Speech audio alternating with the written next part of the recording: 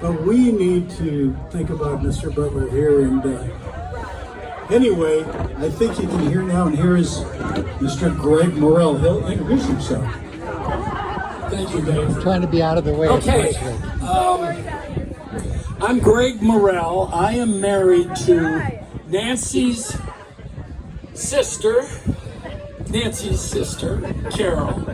So I'm part of the family, so I get to talk here today. I'd like to thank all of you for coming. What a hell of a turnout for Steve. You bet. You know, looking out here, there are so many different groups that were touched by Steve in so many different ways over so many years. It's a delight to see everybody. And there's a lot of old farts here, aren't there? Well,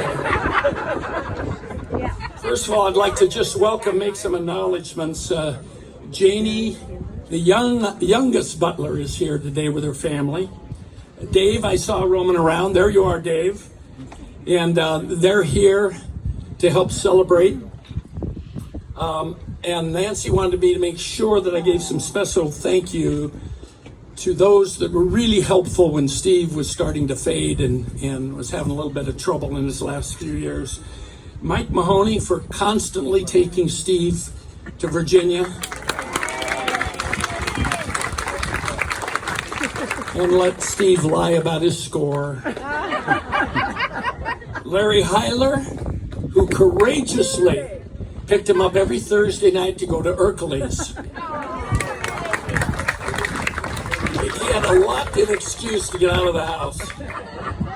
Lynn and Larry Wolf, who have been close, wonderful friends to Steve and Nancy through good times and bad. Cindy and Larry Poindexter. Cindy's wonderful, Larry's a problem.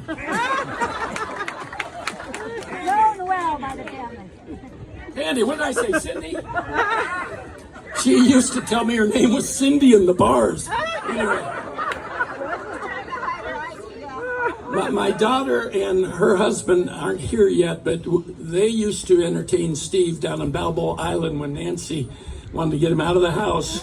And we'd walk down to Terry Donahue's house, which was about 3 blocks away. Terry was always in the desert. And anyway.